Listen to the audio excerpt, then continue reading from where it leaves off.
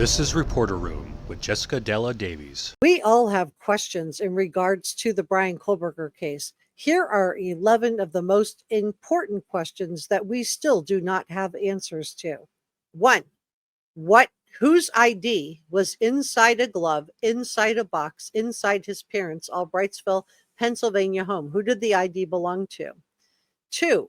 What about the animal hair and human hair found in his Pullman, Washington apartment? Who did these belong to? What type of animal did the animal hair belong to? 3. When did Bryan Kohberger and his father really plan this road trip?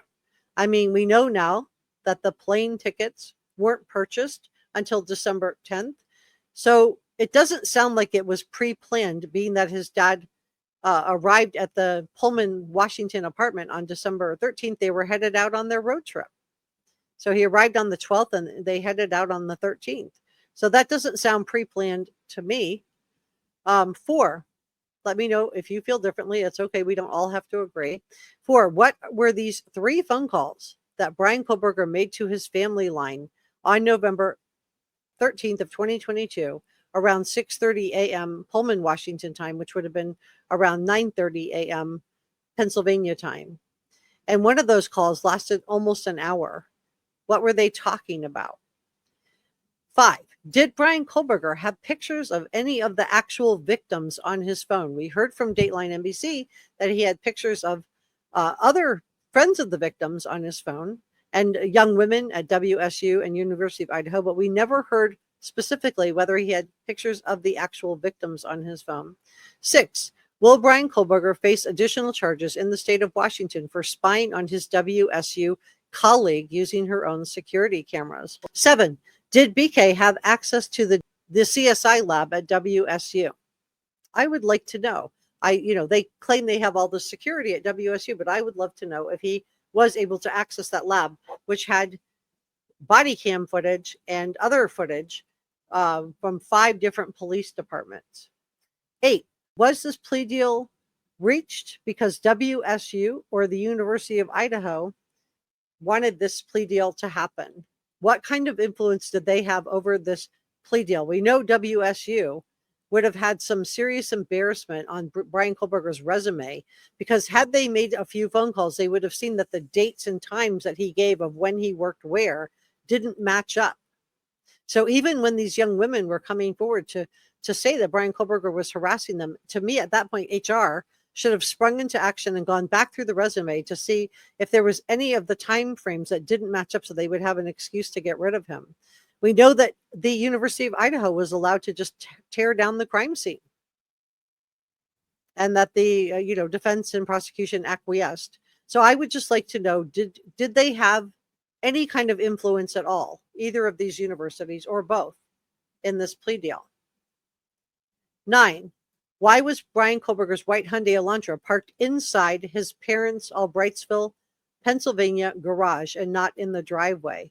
Were they trying to hide this vehicle from nosy neighbors or law enforcement? Or were they, Bryan Kohberger trying to hide the fact that he was cleaning this vehicle meticulously? 10, was Bryan Kohberger behind the Papa Rogers and Inside Looking account? Papa Rogers was on Facebook and Inside Looking was on Reddit. Did those link back to Bryan Kohberger? And 11, was Bryan Kohberger accessing Kaylee's Bluetooth? We know that the law enforcement did not return back to the Gonzalez's Kaylee's Apple Watch or her laptop. Is this because they had geofencing data that Bryan Kohberger was accessing Kaylee's Bluetooth, just like he was accessing his WSU, got her Wi-Fi password and used her own security cameras to spy on her?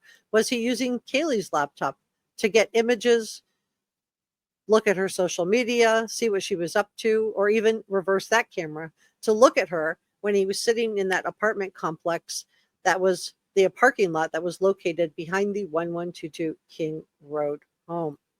What do you guys think? If you haven't subscribed, please hit the subscribe button. It's free and it helps me out a lot. Give this a thumbs up and drop me a comment. Let me know what you think about all of this in the comment section below.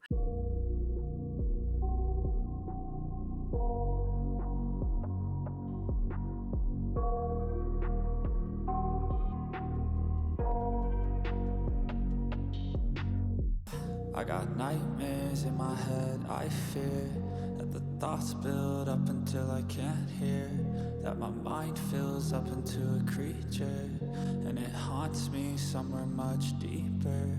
I got nightmares in my head, I fear that the thoughts build up until I can't hear, that my mind fills up into a creature, and it haunts me somewhere much deeper. I've been feeling weird, I can't seem to focus good enough. Nothing's really clear, sometimes it could be a little tough.